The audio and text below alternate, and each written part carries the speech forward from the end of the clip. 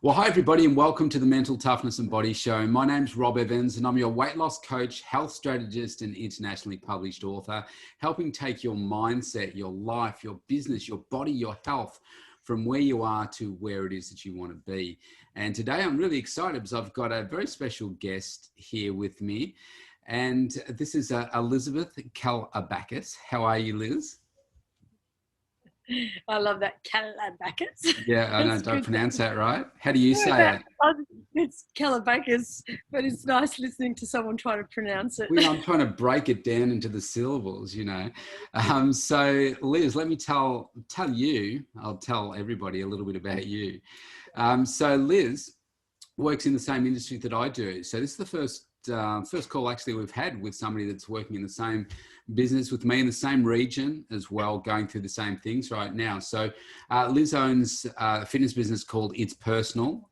She's a metabolic precision transformation specialist. She's based in Melbourne, Australia. And today we are going to talk all things from business, mental health, physical transformation, and really the impact of on COVID. So Liz, first of all, thank you for joining me today. Yeah, thanks for asking me. I was quite excited actually. Yeah, good. We're going to have a bit of fun. Hey, guess what? So it's good.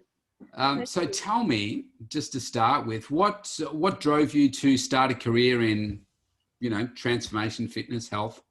Okay, so basically, I think I was roughly about 21. I had sciatica and I suffered severely, and I was told that I'd have to go under the knife. So something I'd have to face. In fact, the surgeon said, if you ever want a normal sex life again, that's how he put it to me, you'll have to go under the knife because you will be in pain all your life. And Right. it was really a hard thing to accept at 21.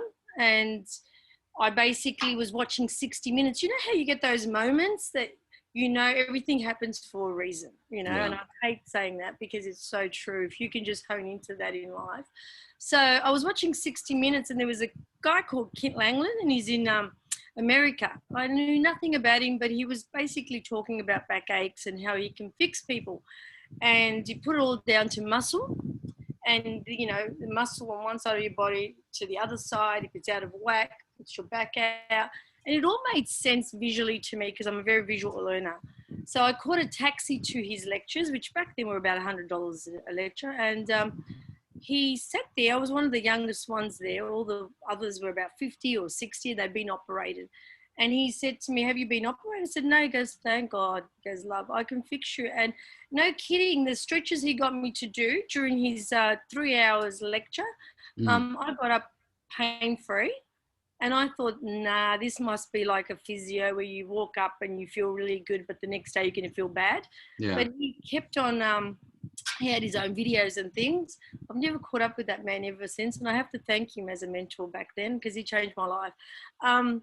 And he basically, said, this is what you have to do for the rest of your life. And these are the stretches you're going to do. And I thought, no, it couldn't be that easy. But I did what I had to do.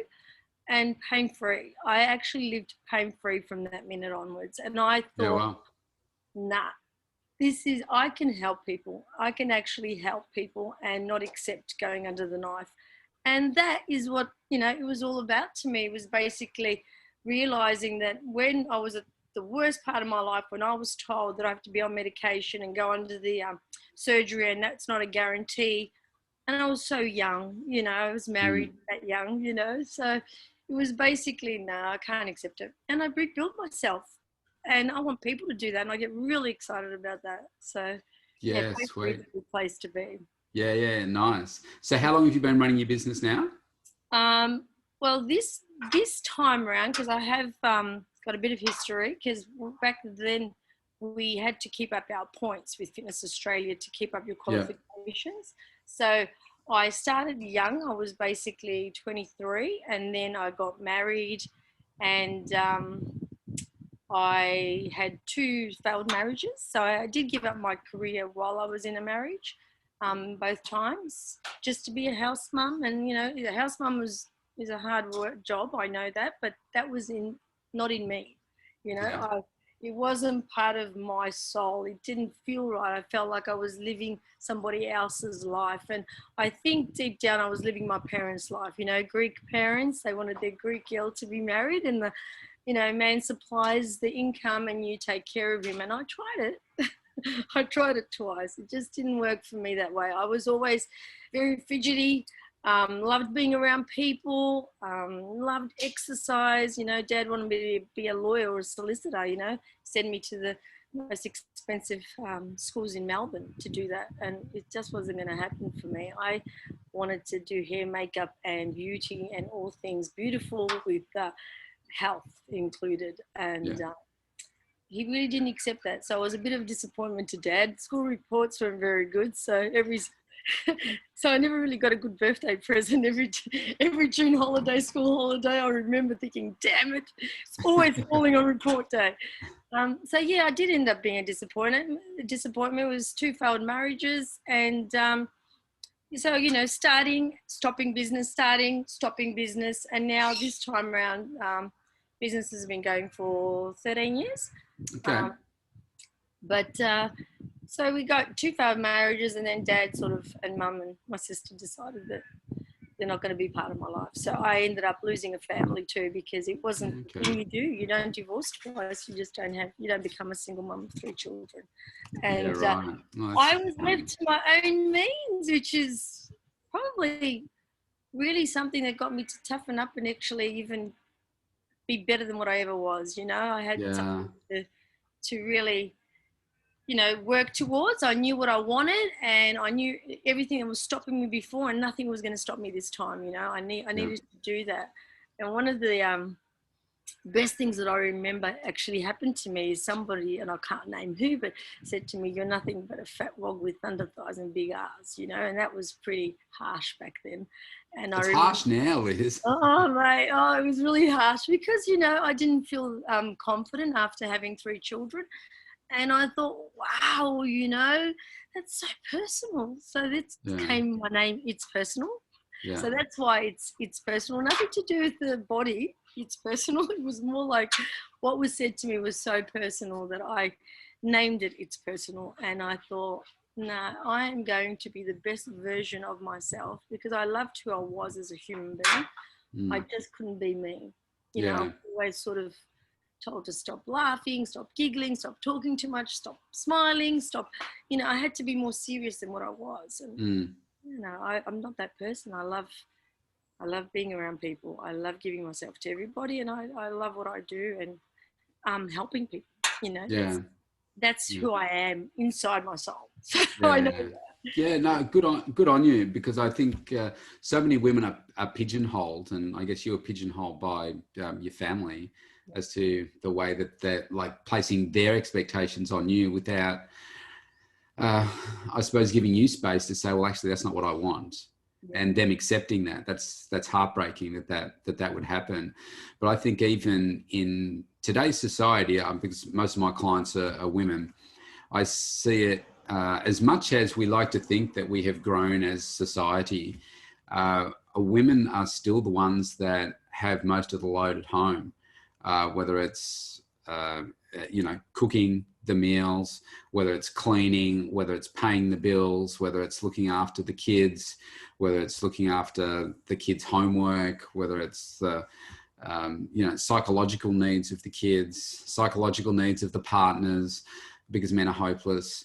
You know, all of that stuff, so much is placed on women. And a lot of men, I don't think, give women credit for that, or partners, for the fact that so much is taken on by women. And yet there's this seemingly glass ceiling that's put on in the corporate world that stops women from, you know, getting to as high as men are. That's right. And I feel like after the 2 breakups and I was left with no career, I had to go back to school, you know, and the fairness was really unfair, but it was what it was. And I had to just concentrate on what I needed to do. Now I let go of a career, and now I had to rebuild a career again. And back then, as I said, at Fitness Australia, you needed to keep up your points, to keep up your qualifications. I don't think it's like that anymore, but thank God I met another great mentor, which is Harper's, you know, Craig Harper. he basically back then had gyms that he was training people to be personal trainers. And again, I went, to do his course, and I had kids, 3 children. I went to school. I did waitressing, Centrelink payments, because it wasn't going to be enough for a single mum with 3 kids without a career. Yeah. And finally got out, had my career, and I felt so much better because I could give up the waitressing job. I was always working around the kids. Waitressing was something I did on the weekends that they were with their dad, so I could actually make more money doing that. Had to pick up the kids from school, drop off the kids. You know how it is, cooking, cleaning, going to school, trying to keep up a job. Being on Centrelink was really hard, Couldn't afford camps, couldn't afford presents, just didn't want to be invited to a birthday because that meant having money, and buying a gift. Yeah. I remember those little things, and I did it though. I can actually always go back to that. Like, it's something like, even now with COVID, it didn't scare me, because I have been in places where I've taken myself out and I can rely on me. Yeah. So nothing really scares me.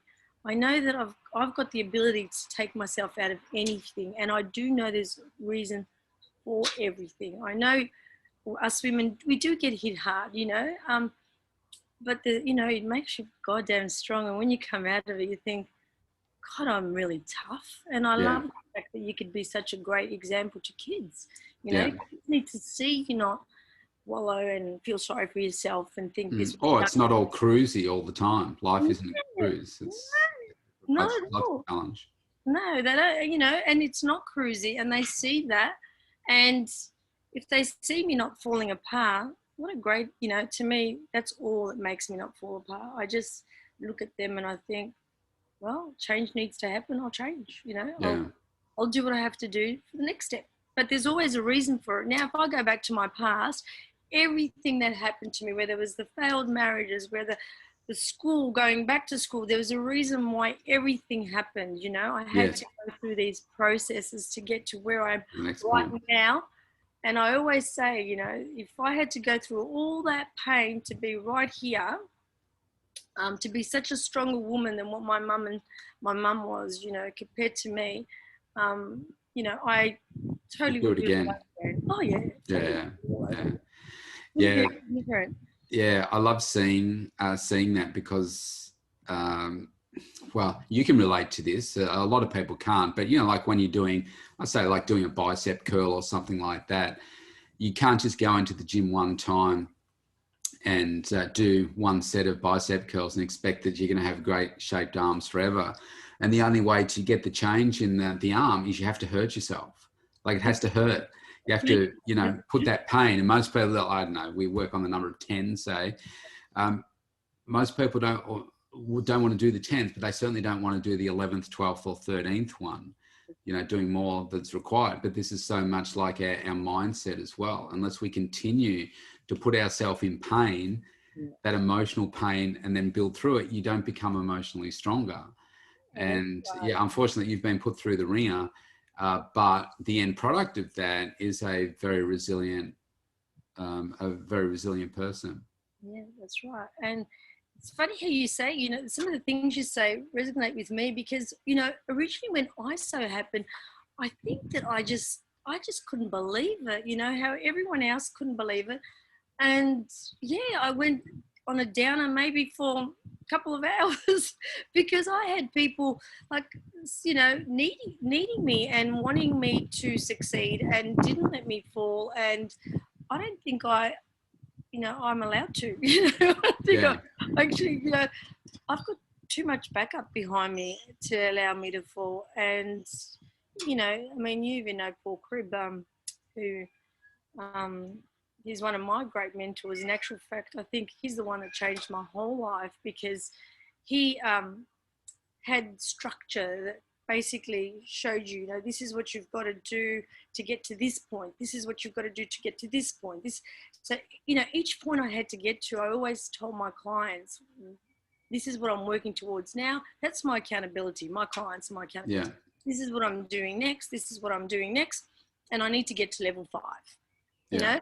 And they made that happen for me. Altogether, they actually made it happening. They were happy to do things like go on direct debits, and, you know, they were just knowing that that's the next step to becoming more successful business, you know. So that was a great course for me, and that's another mentor that I had to sort of say that helped me think, wow, you know, am I capable of this? This is amazing. I've never saw the personal training and fitness and the way he was teaching it to me. It was verbal, it made sense, and it just, the structure was great. So I didn't have to think about those things. He actually came into my life accidentally, you know. Yeah. He basically, it was basically someone else's transformation that I looked at, and then I went, you know, wow, I really like that. This person's eating lots and losing weight, you know. Yeah. How are they doing that? And because as I got older, I was actually exercising more and more and more and gaining more weight. And I thought, what's going on? Why I'm is it eating happening? less, Yeah. I'm exercising more. So poor crib, I don't know, you know, the metabolic precision course actually taught me that you need to build muscle. And that's something you never get educated at school when you're doing your certificates. No, you know, they just show you how to do know the how to exercises. train, as you said, the bicep curl, you know how to do all this, but ultimately if you're not eating right, guess what, even that's not going to change. Yeah, that's right. Yeah, you have to put yourself through educating yourself and meeting the right mentors in life to get to the next step in life, depending on where you're at. So I found that these people came into my life. So when I met Paul Crew, just to tell you what happened, I didn't know how to use a computer to pay for his course. So I had to actually you gave him a wad of cash? Yeah, no, I asked somebody at work, can you message this man and ask him to ring me so I can pay with my credit card, because I don't know how to do it. So they did, and he did. He got me on the phone, and that was my new venture to learning how to use computers. I bought my first computer and then had... And look at you now, you're on Zoom and everything. I know, I'm just so excited. But yeah, like, you know, when you're down, you have to sort of sometimes fake it a little bit for a little while. It could be a day you're faking and you're just pretending and going through the motions of being, you know, just cleaning your car, washing, you know, just go through the motions, and the next day you'll snap out of it. You don't have to be in this downer, you know, just understand life is like that. I think a lot of the time it's about just interrupting the pattern, isn't it? Because I talk to people about these downward spirals, and one behavior leads to another behavior, which leads to, you know, like no exercise leads to less energy, which leads to poorer food choices, which leads to more tiredness, which leads to more poor food choices, and you just keep going down and down. But if you can break the cycle somewhere, interrupt that pattern and replace it with something else, then you'll find that all of a sudden, well, actually, I don't feel like that now. I feel like doing this. And you start to get more energy. So, oh, well, geez, I'm now start to feel like doing more. So you do more, and you start to eat better because you're doing more. And so the reverse is true too, of going up. So it's like nutrition, I suppose. That's what you teach people with nutrition, that, you know, when you make that one mistake, you know, you've eaten, let's just say you've eaten meat pies and sausage rolls, which I haven't had for years. But let's say me either. It doesn't give you permission to go and do that the next meal and the next meal. Yeah, that's right. And as you become better at eating healthy for the next meal, the more you actually start eating healthier. So if you can get out of that little loop of, okay, I've made the mistake, now I'll start Monday. Yeah. That's the worst thing you can do. So if you make a mistake and then you think, okay, I made it, own it, don't hide it, own it. And then next meal, make sure your next meal is good. Yeah. You know, and eventually what happens is you'll make another mistake, maybe the same day. But if you've had 3 good meals and then 1 shitty meal, or, you know, 2 shitty meals, guess what? In a year's time, you'll probably have a good week. And you think, God, I've come a long way. Yeah. You know, and I think that's where I'm at now. You know, it didn't take me overnight to get rid of Diet Coke, and because I'm a fitness instructor, you know, I used to have Diet Coke, and I used to have porridge every morning, and I used to think these things were really healthy for my age. And, you know, I know now know more. I educated myself, and it doesn't take much effort anymore, you know, to that's right. stay stable. And it was through going to the right people and learning that.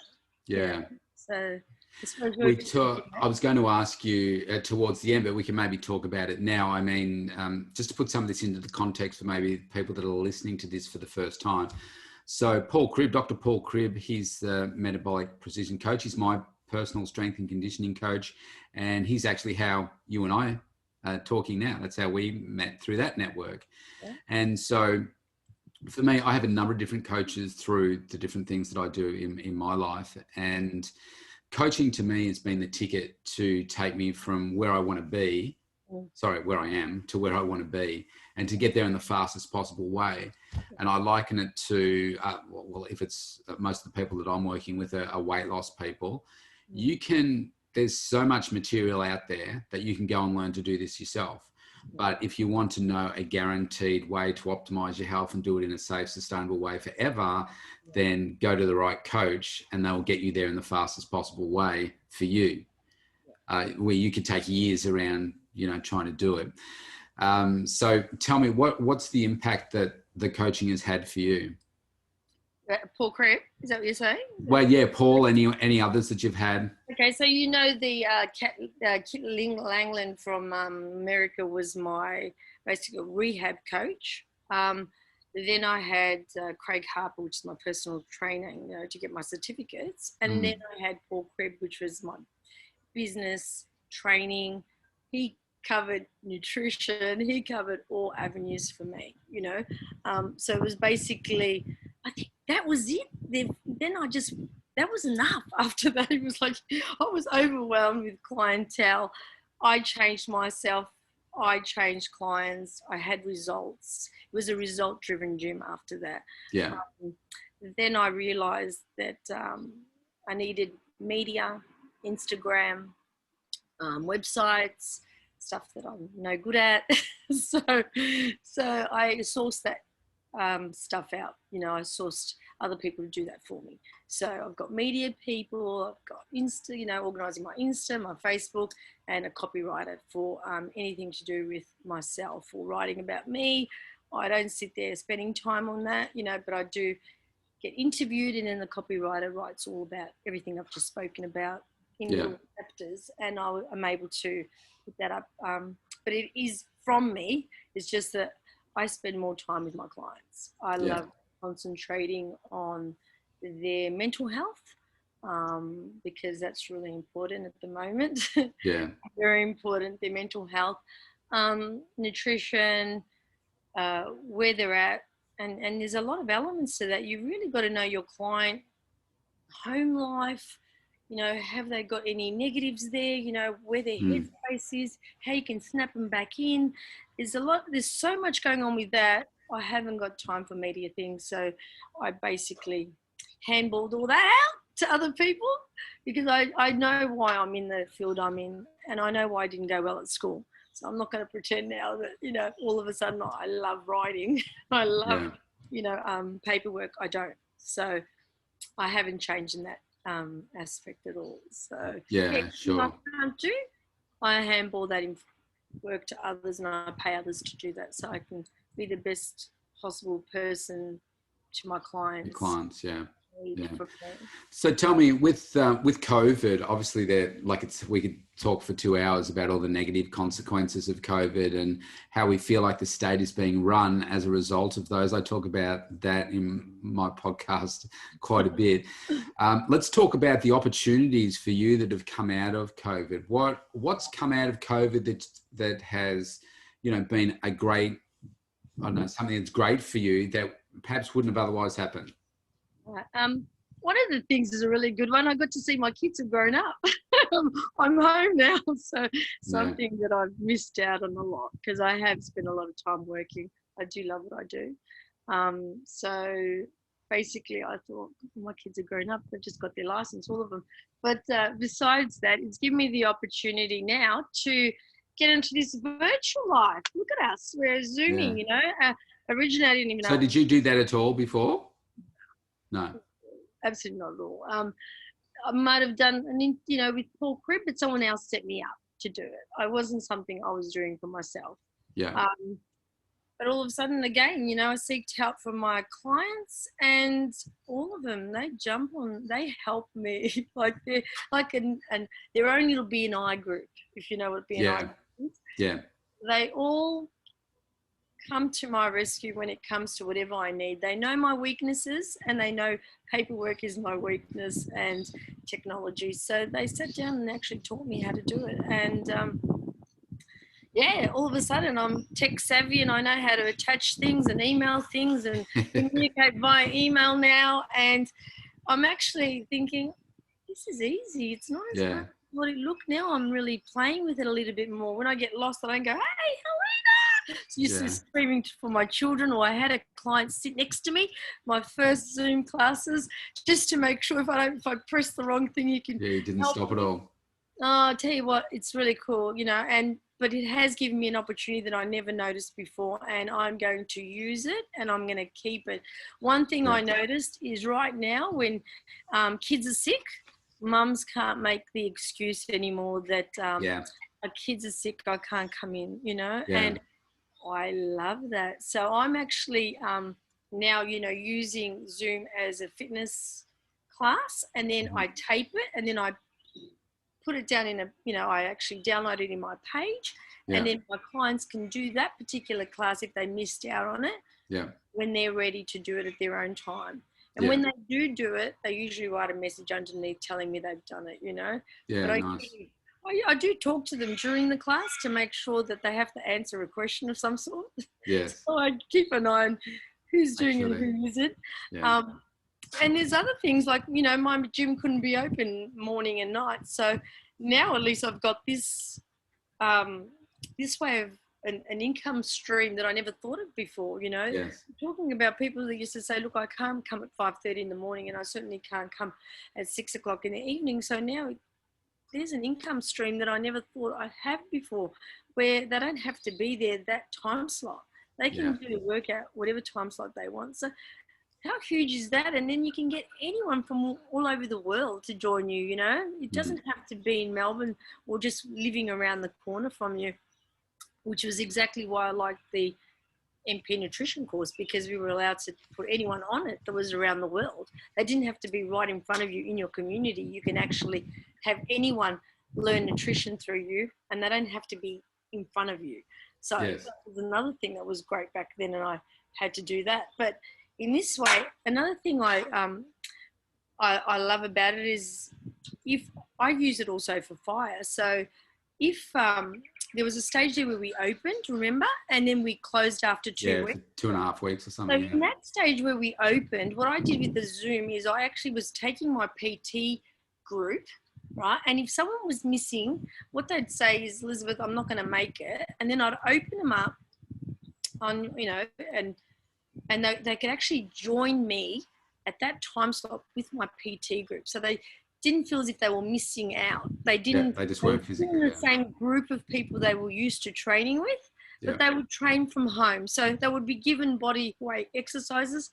And the reason I love that is the biggest thing that happens is once you actually give yourself an excuse to sleep in one morning, you usually find that you're going to give yourself an excuse, and it's a loop that Yeah, starts. it's one of those habits. And I find that as a personal trainer, once someone doesn't turn up, oh, you know, you've got to be onto them all the time, because now they've given themselves permission not to come.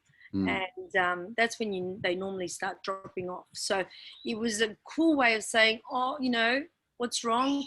My child's sick, or, you know, whatever the reason is. Now you're okay, well, join us through Zoom. You can just be with us. So they still have to wake up. They still have to be there, and they're still training. They might not be doing much because it's obviously body weight and it's not fitness this time. It's weight training. So they need weights, but, you know, they can modify using things in the house, like their chair as a stepper or whatever. You know, I speak to them before the session and make them aware what they can do. And they think, might as well turn up. Yeah. All this effort, we might as well turn up. So at least I haven't stopped the loop, you know, the loop of them not turn. Once they don't turn up, you sort of start losing your clients, because I don't know what their headspace becomes negative, and I didn't turn up and nothing happened anyway. I can do that next week. I look pretty good. And they start realizing long term they're losing muscle, and then again they're starting to gain Yeah. fat, and the cycle happens all over again. Mm. So I like it for that reason. Um, I don't know. At the moment with COVID, because you're only supposed to have so many people in your studio, then it was great because I could actually open this class to anyone to join through Zoom, Mm. and I actually can see the opportunity lasting for me. I'm going to keep it. So Yeah. So same with me. I think there are like services that if COVID didn't come and I tried to sell it to people, they'd be like, "Are you crazy? Why would I want to do that?" exactly. But like I've got people where I do a PT session. Well, I just put this in perspective for those that are listening. So in Melbourne, Australia, here we are completely locked down. We're not allowed to. We're allowed, or from today, we're allowed out twice a day for up to an hour each. On the But playground too. We can play in playgrounds. yeah, that's right. Yeah. But we're still not allowed to train people outdoors, and we're not allowed to have people in our facilities. So we have to do it all streaming. So I've got people with a weight set up in their garage, and I'm just doing a PT session, charging them the same amount. Doing a PT session. Actually, I was doing one with the guy on Saturday, and he's about to move. But he's already said that he's going to continue on doing from his garage wherever he moves, because you can do it anywhere. I've picked up people interstate in Brisbane. It doesn't matter where people are. And if they can't make it, they're loving the fact that they can do it at home. But try to do that pre-COVID, I reckon I would have had no chance. Yeah, But people have been conditioned to it. yeah, and I think that even myself, I think that I was negative towards that. I used to think, nah, how can you possibly train on Zoom? But then when I started doing it, again, through experience, I did it with Paul Cribb. He Yeah. started training me on Zoom and training me through fitness classes, and I went, oh, wow, I've got to work out of that. So Yeah. I saw, you have to experience what you're dishing out. You have to experience it. Yeah. And I think that's right. there's plenty of opportunities here, and sometimes it's great because you can play a few games with everyone and make it a competition, and they go for it, even if it's on the computer. But the personalities of human beings, they still come out on the computer. I can see the ones that are quiet on the computer, see the ones that dodge me on the computer, and they haven't changed. It's quite funny how people are. But something that always keeps me going is successful people do what others aren't willing to do. And That's right. If I look into my community itself, the successful people are doing what others aren't willing That's to do. right. And I find that successful people are time managers. Yeah. They definitely have things structured, and as soon as you get someone lost with, no, I can't do this, or that doesn't fit in this, that, okay, this person, once they move away from this, they're going to start being more and more successful. If their headspace can just change to the only way things will change, if you realize you've got to do things that people aren't willing to do to get somewhere in life. Otherwise, you're like everyone else. So if I fell apart while this epidemic, happened, it's no, I don't know. It's not in my DNA. And who told me that little thing? Successful people do what others aren't willing to do. Paul Crew. See, this man changed my life. He really did. He basically was like a dad figure to me, even though I'm older than him. So he told me things that I didn't know. I mean, we're talking about a person that hasn't got a mum, dad, relative, a friend that owned a business. No one that I could ask help from. And all of a sudden, this Paul Crib man that I contacted taught me all of the elements of that. So, and the thing that kept pushing me was, that little saying. Every time I didn't want to get out of bed, successful people do what others aren't willing to do. And now I actually give that saying to every child I meet that I train. Every time they say, oh, this is too hard, I tell them. And I tell you what, I've seen some great successes with them too. They grow up with me, because I've obviously been a trainer for many years. And I might get them at 15 and now they're like 21, 22, 23, and they are succeeding in life. And one thing I realized, because they're so structured, they turn up, they work out, they know what they want, they do what they have to do to get there. I didn't meet them that way. they changed eventually and became that way. And their career, their life, their love life, everything else is working for them, you know? Yeah. And I get to see that. And I think I've impacted a lot of people like that. And it's a really good feeling. It's a great feeling.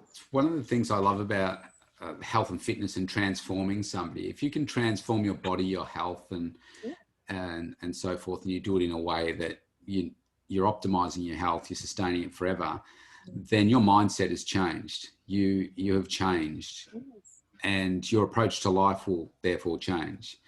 So you can adopt the transformation that you've had in you to any area of your life, I believe, whether it's relationships, whether it's finances, your career, whatever. It's just that you're not doing it. You know, you're not doing the work. If you're not getting the results that you want, you're not doing the work. You're not doing it the right way. You're not doing it smarter.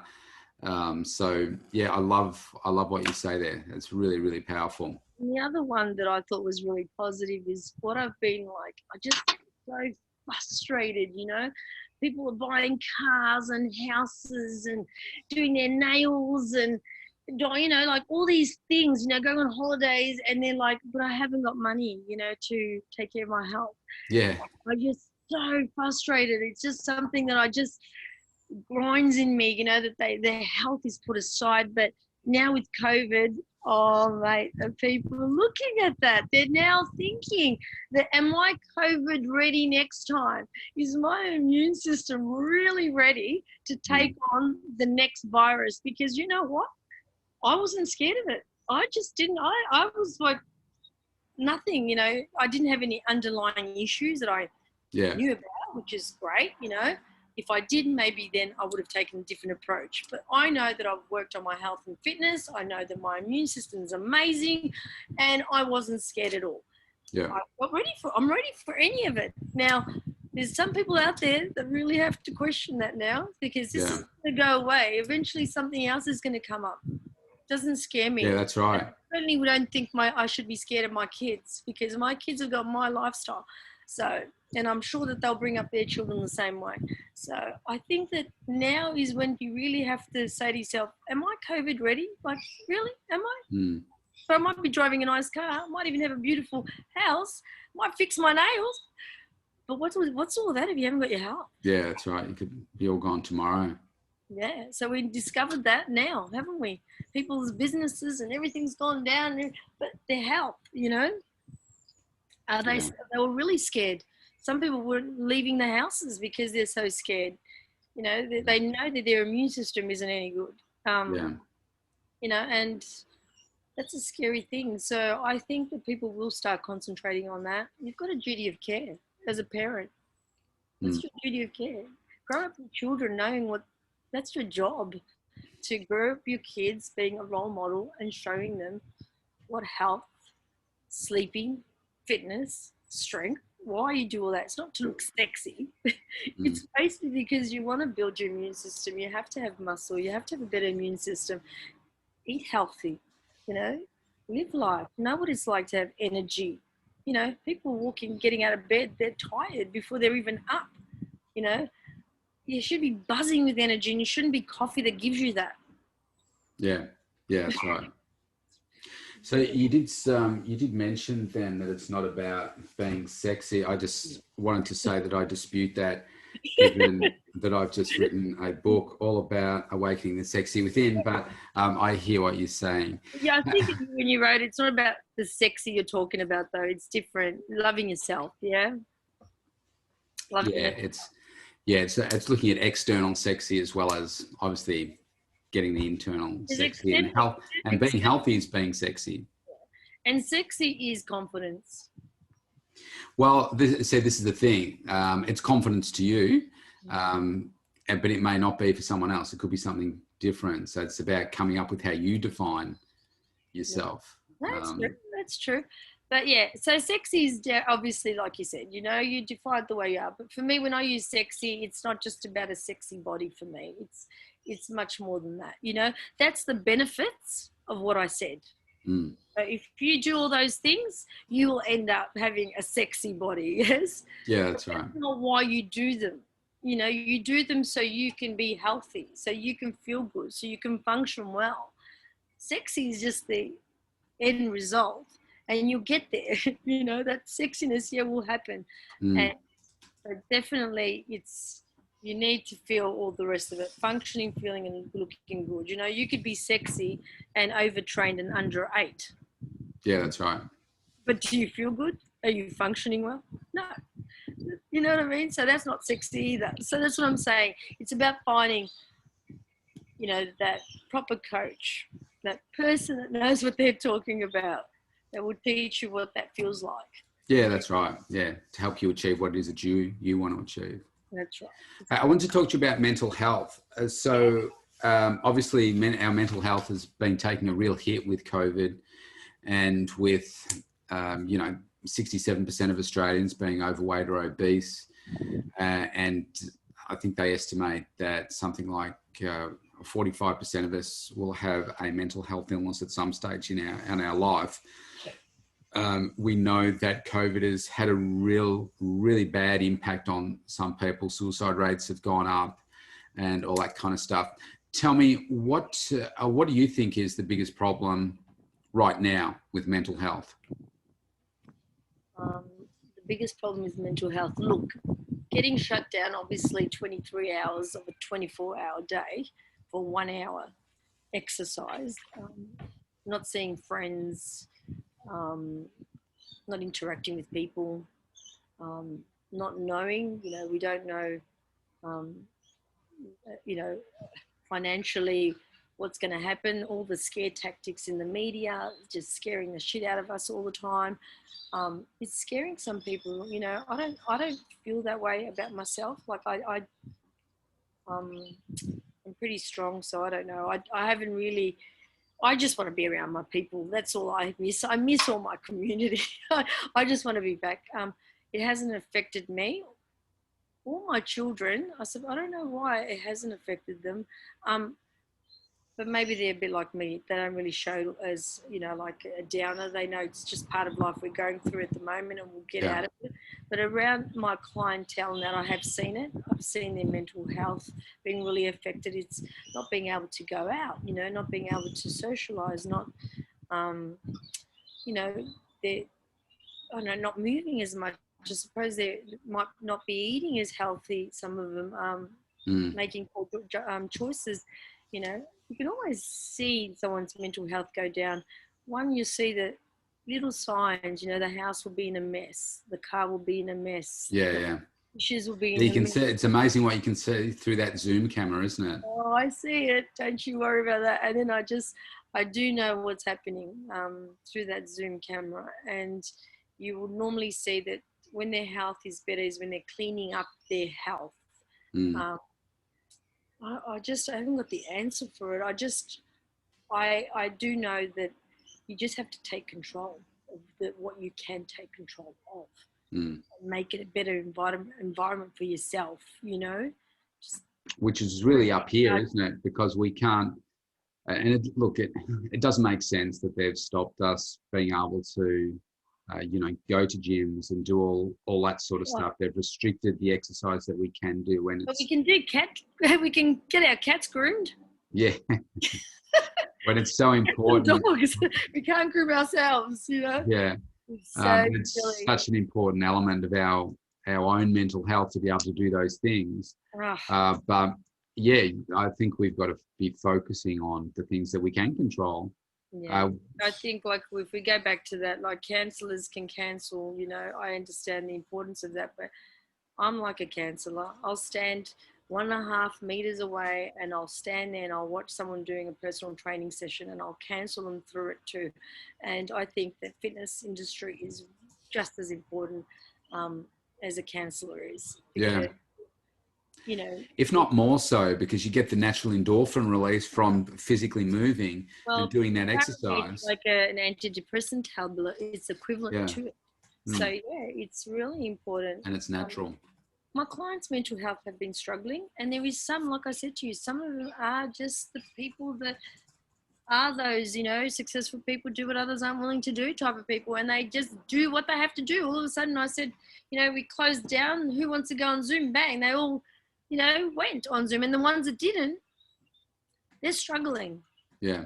They're struggling. The ones that Yeah, did, I see that too. yeah, the ones that did aren't. They're doing well, yeah. It's just now, it's just part of the routine for them. Yeah. I'd hate to be in the situation of having kids at home now and educating them. I my head goes out to that. I don't know how people are doing that. Yeah, especially with young kids. I've got clients that have got young kids as well as young kids that have got learning disabilities, and yes. it's like really challenging for them. They're completely spent by the end of the day, and I get that. They got to sit with them for 6 hours, every single word, going through and But you know what? teachers. I'm trying to explain to them, give yourself that 1 hour, of exercise. Try to cook healthy, for the whole family, because that's what it's supposed to be, not just for you. Yeah. See the difference. Give yourself 1 week chance to do that.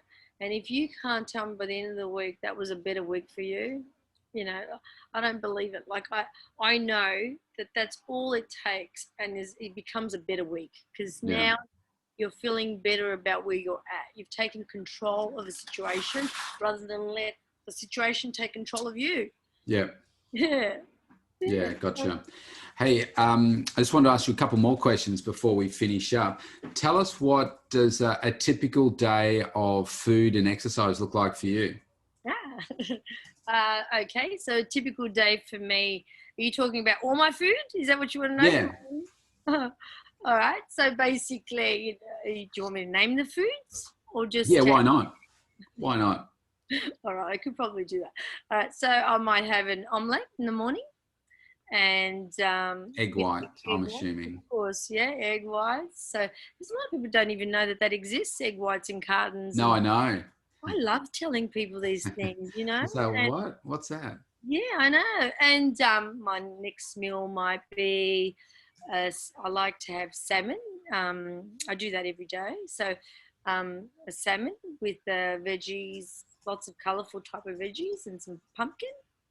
And then I might do a workout roughly lunchtime. I have my pre-shake before my workout and a little bit of a Powerade as a nice little hit to do those big bursts of energy things. And then I'll have my aftershake. And then within an hour after that, I'll have a meal, usually with a high energy carb in it. So my choice of high energy carbs these days is my black rice. Mm-hmm. A bit of white rice. I love the texture and the taste of it. And so I have that with maybe some chicken, right? And so my meal cooking, something delicious, where like a meatloaf or a chili con carne or a roast, that's all for the evening. So I've got that ready for the evening with my kids. So they see, they look forward to coming home like we used to when we used to come home to our mum's cooking.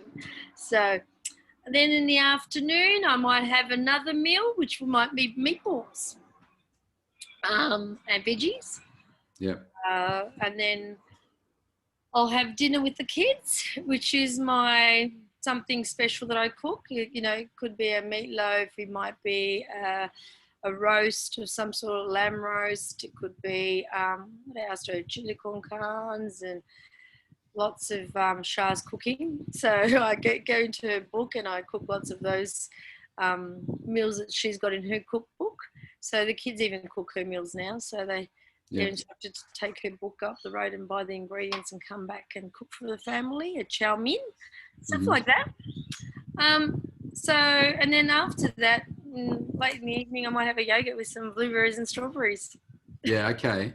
So people will be listening to this and saying, oh my God, you must be so overweight eating that much food. But explain why. I mean, I know the reason, but explain why that's the case. So you're probably having 6 meals a day, 8 when you're doing a workout. That's right. But it didn't start like that. I wasn't having 6 meals straight away. I basically weed myself into it because I was like everyone else, under eating, overtraining. I learned, I think, to eat 1,500 calories, burn 800.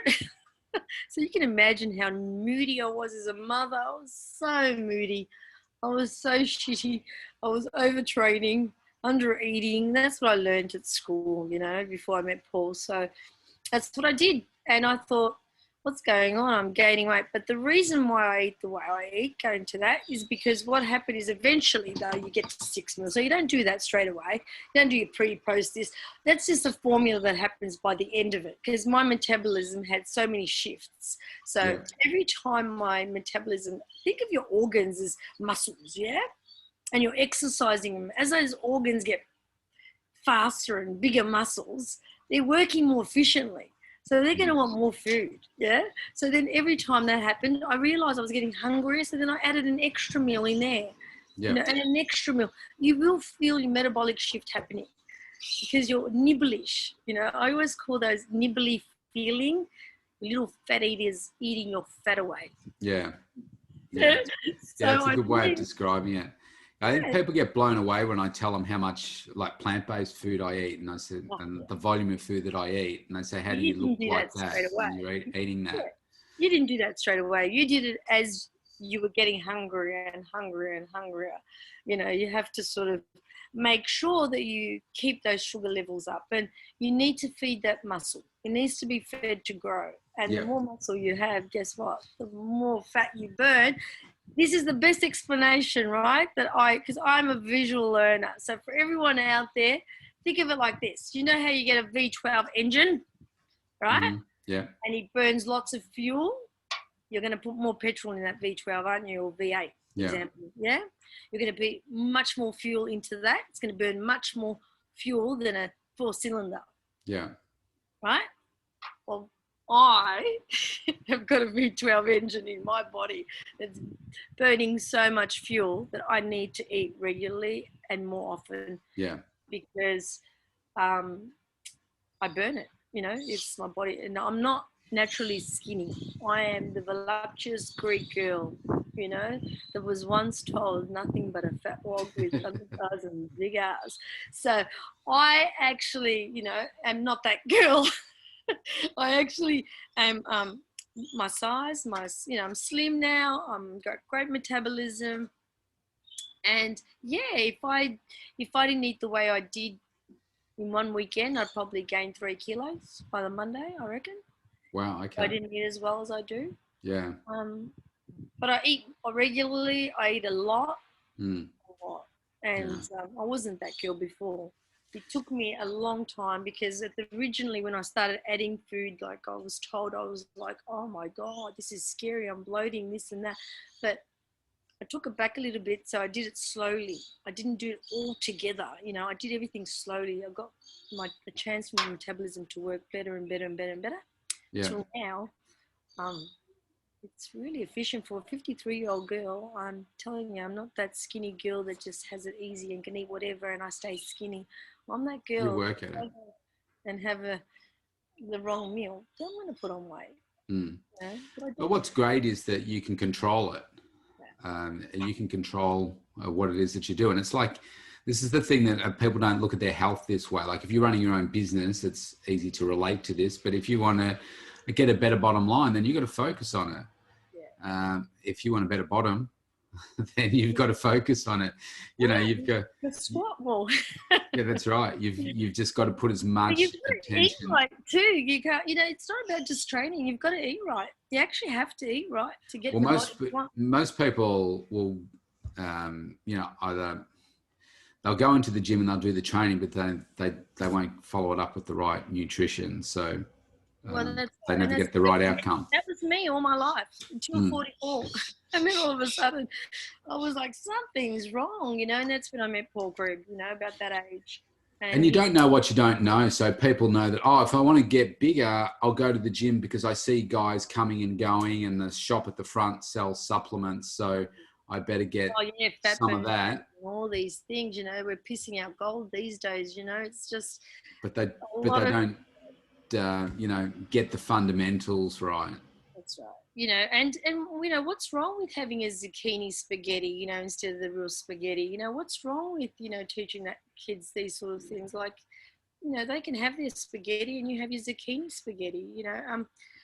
It's great for them to see that, hey, mum's got this option available for her. So when they get older, they know their options. Yeah. You know, because you're not going to always have pasta on your dish, you know, as you get older. It's going to change to zucchini pasta and, you know, black rice, and, you know, you can make beautiful, delicious meals, you know, with any meal you give me. I mean, I can change it to be a healthy meal. Yeah. You know, that's why I don't believe in giving you a diet.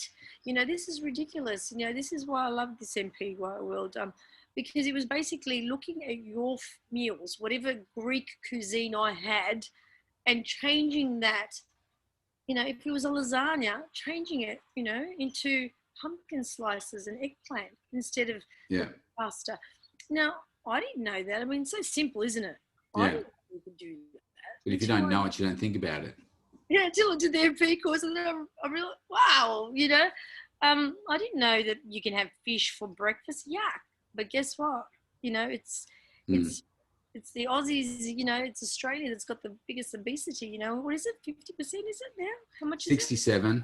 67. Well, that's overweight and obesity together. Overweight. So now they're saying, you know, research says this and research says this, and depression. And well, come and ask me. I only live in Ferntree Gully and I won't even research it. I can tell you depression has come from, you know, can be from being overweight. And you don't have to do that much research. Yeah. Yeah, that's right. You just feel it through your body.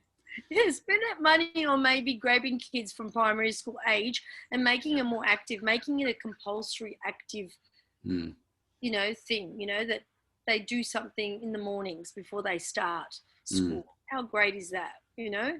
Yeah. Intervention at school level where even the parents can come in. I've done that. I've gone to school to teach parents and children how to cook. Yeah, and we found that the children were excited, the parents weren't participating, so therefore the project failed. But then when I actually had a parent and children join the gym, and the parent was willing to change, the child changed and the parent changed. And it's got to come from the leadership, the top down. Yeah. So, you know, I've tried the interventions at school, but again, you can't force people to do anything. They've got to want it. And I don't know, to me, it's my normal. I can't imagine life not like this. Yeah, without it. Yeah, I know exactly what you mean. Hey, Liz, final question. Your number one tip to help people grow their mental toughness. You've said it a number of times. It's the one that I'm thinking of, but maybe you've got another one. You're talking about the one like successful people do what others aren't, you know, aren't willing to do. Think about that. Think about every successful person you know. And haven't you ever said to them, oh, God, I don't think I could do that? You know, the only difference of where you can't do it is because you're not doing it. It's not because you're not capable of it. You're not choosing to do it. Yeah, that's right. That's the difference. And have a look. I mean, I can name so many people that, you know, you look at and you think, wow, check out their lives. And the reason they're in that situation, yeah, fair enough. Sometimes it's you're lucky. People can, you know, you might have got there because it's handed to you, you know.